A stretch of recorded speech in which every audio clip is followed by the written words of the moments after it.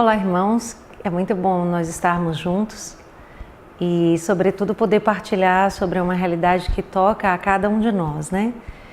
É uma alegria muito grande, como comunidade Shalom, estar aqui partilhando para vocês. E algo que eu decidi foi não me valer de teorias, nem de pesquisas, mas simplesmente partilhar a minha experiência de ser mãe, o meu dia a dia com os meus filhos, porque talvez outras pessoas possam usar das teorias com mais propriedade do que eu, e eu preferi me valer do meu dia a dia para que eu pudesse, partilhando essa experiência, talvez iluminar e me colocar à disposição, colocar a minha vida a serviço da vida de vocês. Mas antes da gente começar, antes da gente entrar no assunto, eu acho que a gente não pode nunca iniciar alguma coisa sem antes clamar ao Espírito Santo, e eu gostaria de fazer isso junto com vocês. Em nome do Pai, do Filho e do Espírito Santo. Amém. Vinde, Espírito Santo, e enchei os corações dos vossos fiéis e acendei neles o fogo do vosso amor. Enviai, Senhor, o vosso Espírito e tudo será criado e renovareis a face da terra. Oremos. Ó Deus, que instruístes os corações dos vossos fiéis com a luz do Espírito Santo, fazei que apreciemos todas as coisas segundo o mesmo Espírito e que gozemos sempre de suas consolações. Por Cristo, Senhor nosso. Amém. Manda o teu Espírito, Senhor, como pedimos, e abre nossas mentes e nossos corações para que possamos acolher tudo que tu tens para nos dar e que possamos nos enriquecer com as riquezas, dons e graças que vêm do teu coração. Abençoa cada uma dessas pessoas que agora vão me escutar, que agora estão unidas a mim e que as suas famílias possam ser enriquecidas com essa partilha. Já rezo pelas suas necessidades, colocando cada uma delas, sobretudo seus filhos, nas tuas mãos e nas mãos de tua divina providência. Amém. Então, me foi pedido que partilhasse sobre 3 vias para manter a paz na vida dos nossos filhos, né? Então, escolhendo o caminho dessa partilha de vida pessoal, eu gostaria de poder dizer que quando eu descobri a minha vocação, a consagrar a minha vida a Deus, e ingressei na comunidade, mais ou menos no 2º ou 3º ano de vida comunitária, eu comecei a perguntar ao Senhor o que Ele queria especificamente de mim dentro da comunidade católica Shalom, como comunidade de vida. E fiz um caminho longo de alguns anos de escuta da vontade de Deus, de escuta das vozes que clamavam dentro do meu coração, dos sinais que haviam dentro da minha história. E ao longo de todos esses anos, eu pude chegar à conclusão de que era chamada ao matrimônio, à construção de uma família dentro da comunidade de vida Shalom. E Deus me deu a graça de viver essa vocação, de me casar e de ter filhos e de viver esse matrimônio. E uma bênção que eu posso dizer que Deus me deu foi celebrar o meu matrimônio no dia 2 de abril de 2005, um dia de muita dor, mas um dia de muitas graças, que foi quando João Paulo II partiu para a casa do Pai. Nesse dia eu estava entrando na igreja para contrair um matrimônio com meu esposo. E sendo também um dia de muitas bênçãos, com certeza eu sei que João Paulo II intercede por mim, como também intercede por todas as famílias a quem dedicou tanta atenção durante o seu pontificado. Então, descobrindo a minha vocação ao matrimônio, que para mim era alguma coisa muito importante, que eu não poderia viver sem essa realidade, sobretudo a realidade de ser mãe. Eu descobri que ser mãe era algo muito importante para mim. E como eu disse, Deus me deu a graça de ser mãe, de ter filhos. Eu tenho 3 filhos, 2 meninos e uma menina, e toda a escola que eu pude me matricular na vivência de mãe, na minha experiência de mãe, foi dentro da minha própria casa. Eu, na minha história, não tive a oportunidade de ter assim outras experiências com crianças, no sentido de, às vezes, cuidar dos filhos dos irmãos, né? eu não vivi isso, nem mesmo dentro da comunidade de vida. Então eu posso dizer que em todos os aspectos eu fui mãe de primeira viagem. E a gente sabe que todas as mães que viveram essa mesma experiência que eu, sabe como é desafiante os primeiros tempos de descoberta da vida, né? De descoberta de ter agora um filho nos braços, de descobrir como cuidar, de como lidar com as doenças, de como lidar com os choros, de como decifrar as carinhas, né? E eu fui aprendendo tudo isso no dia a dia. E uma coisa assim que eu posso dizer que me acompanhou desde o início, e eu posso dizer isso já como uma riqueza a apresentar para vocês, foi pedir a Deus a graça de aprender, pedir a Deus a graça de corresponder àquela vocação, pedir a Deus a graça de ser conduzida por Ele. Então, aí a gente já toca na necessidade de que, para nós cumprirmos bem a nossa missão como pais e mães, nós precisamos ser amigos de Deus. E é exatamente nessa amizade com Deus que nós vamos lidando não só com a educação propriamente dita, mas também conosco mesmo, porque a gente vai interagindo com o filho, a gente não interage com o filho sem se colocar dentro daquela situação, a gente está ali inteiro.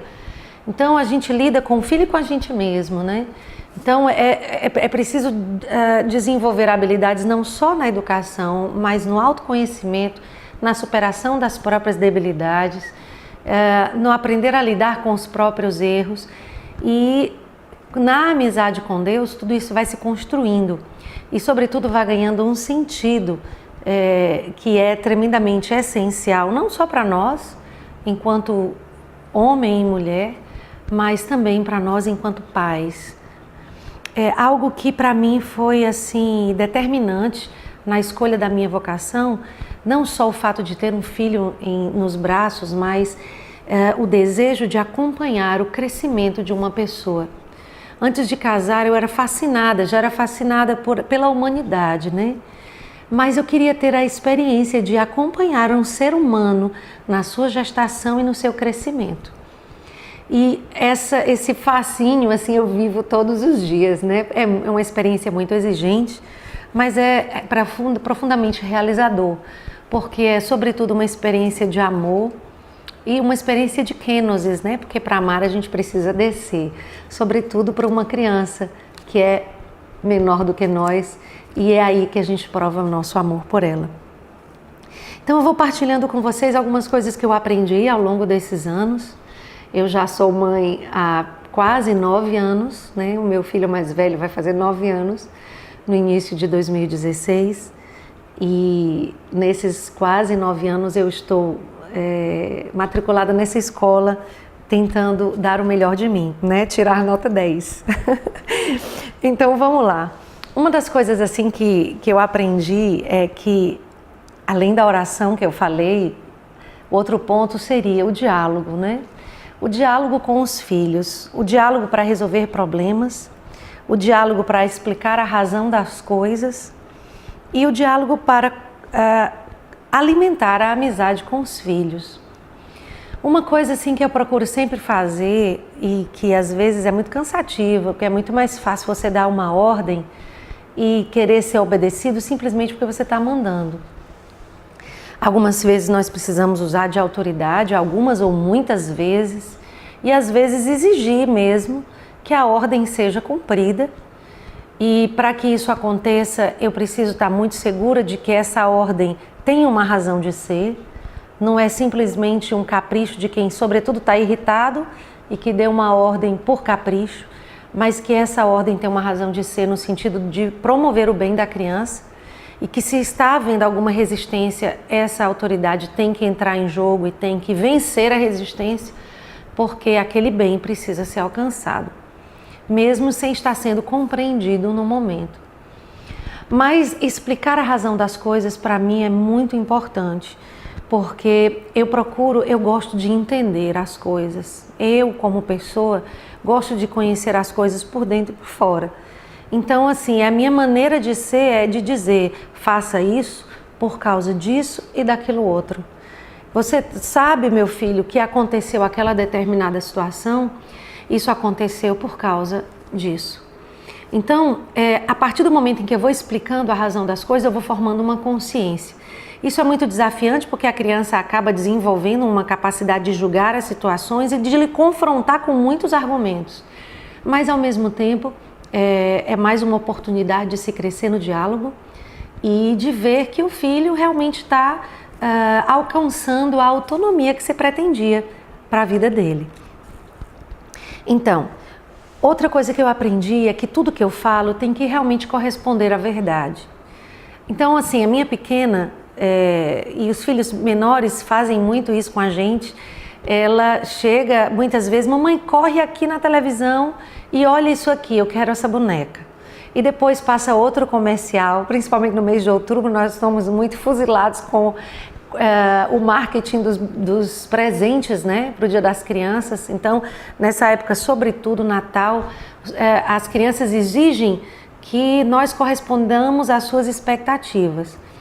E o que eu digo quando eu chego na televisão e vejo o que ela quer, eu digo, minha filha, se a mamãe puder lhe dar essa boneca, eu vou lhe dar.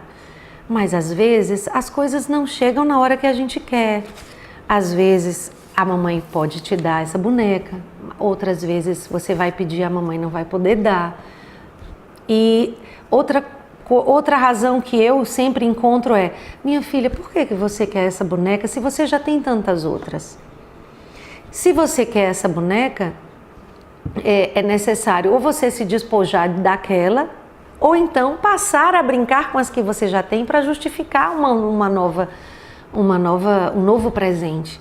Então a criança vai aprendendo a não, pelo diálogo, pela formação da sua consciência, a já lidar com o desejo de possuir, o desejo de consumir, de simplesmente acumular coisas e às vezes pelo prazer de receber, porque o receber um presente é também um momento onde a criança prova o ser amado, né? Então, assim, todos esses momentos, todos esses eventos da vida são eventos tremendamente importantes para a formação da consciência. Outra coisa importante é que eu já inclusive ouvi assim, pessoas espertas no assunto dizendo opiniões contrárias, mas eu procuro seguir pela minha consciência, pelo meu instinto, e observar as reações, e a partir do momento em que eu ver que a minha tática não está funcionando, eu vou procurar outra. Mas até agora eu não consegui justificar, eu não consegui ainda me convencer de que eu não devo pedir perdão aos meus filhos quando eu erro. Porque o que me disseram foi, pedir perdão diminui a sua autoridade diante das crianças. E eu entendo a autoridade de uma outra maneira, né? Constantemente eu extrapolo os limites, até porque com a vida muito cansada e um ritmo muito puxado de vida, muitas vezes eu estou muito esgotada fisicamente e eu fico muito irritada e isso às vezes faz com que eu extrapole os limites. Eu chego e chamo o meu filho de 7 anos, de 8 anos, de 4 anos, eu já faço isso há um tempo. Meu filho, a mamãe se excedeu, mamãe brigou desnecessariamente com você, ou então a mamãe lhe tratou mal nessa hora, eu queria lhe pedir perdão, eu fiz isso porque eu estou muito cansada, porque eu não consegui repousar, mas não está certo esse meu procedimento. Não aprenda isso com a mamãe errou e eu queria pedir que você me perdoasse. Eu prefiro dar esse exemplo do que dar uma falsa imagem de fortaleza para o meu filho, para que ele possa crescer até mesmo sem aprender a pedir desculpa quando ele errou. Então, é algo tremendamente difícil. É difícil porque a gente vai primeiro reconhecer que errou e vai se abaixar e pedir perdão. Mas quando a gente ama, a gente não tem essa dificuldade. Eu acho que quando a gente ama o filho mais que a gente, quando a gente ama alguém mais do que a gente mesmo, o perdão é mais simples da gente pedir. E eu acho que, assim, é alguma coisa que precisava ser refletida nas famílias entre pais e filhos. Eu aprendi isso com meu pai quando eu fiz 10 anos. E isso é alguma coisa que, assim, traz muitas emoções à tona, No dia do meu aniversário de 10 anos, meu pai me chamou na janela do quarto e disse: minha filha, hoje você celebra a primeira década da sua vida. E depois disso, disse que estava muito feliz de estar celebrando os meus 10 anos e pedia perdão pelos seus erros. Isso ficou marcado. E muitas vezes as crianças crescem supervalorizando os seus pais, e isso é mais do que normal e deve ser assim mesmo, porque precisa a criança entender, e os pais, que são os pais, as maiores riquezas para ela, até ela depois entender que a maior riqueza além dos pais é Deus. E depois colocar dentro do próprio coração os amigos, os outros parentes, mas os primeiros que são os mestres do amor são os próprios pais. E as crianças ficam deslumbradas com o pai, com a mãe, supervalorizam. E corresponder a essa expectativa é muito difícil. Eu prefiro mostrar para os meus filhos que eu tento acertar e que quando eu erro, eu posso me desculpar porque eu errei, e mostrar para eles que a perfeição não consiste em fazer tudo perfeito, mas consiste em, sobretudo, estar aprendendo a cada erro, aprendendo a cada nova situação. Eu acho que isso é a maneira mais perfeita de viver o amor, a maneira mais perfeita de viver a vida. Outra coisa que eu acho muito importante é cumprir o que eu prometi. Se eu prometi, eu preciso fazer valer a minha palavra, e que as crianças entendam que é importante que a palavra tenha valor. Se eu não cumpro o que eu prometi, eu preciso dizer: meu filho, a mamãe falou que ia fazer isso e eu não consegui fazer, ou então eu mudei de ideia por causa disso. Porque a criança vai me questionar e ela precisa ter uma resposta que seja uma resposta capaz de formá-la enquanto cristã, enquanto tem uma consciência crítica, enquanto tem uma compreensão de se relacionar também com as falhas do outro, mas sobretudo de, ao falar, ter a responsabilidade com aquilo que ele falou. Até mesmo de dizer: meu filho, se você disse que ia fazer, você tinha que cumprir o que você falou que ia fazer. Para a criança também entender que a palavra dele precisa ser valorizada em primeiro lugar por ele mesmo, e de se desculpar por não ter cumprido o que foi prometido. Eu acho que a gente vive hoje num mundo onde a palavra não vale mais nada, onde as pessoas mesmo não valem nada, não é? Então, educar os filhos nessa consciência do valor da palavra, do valor de si mesmo, do sentido das coisas.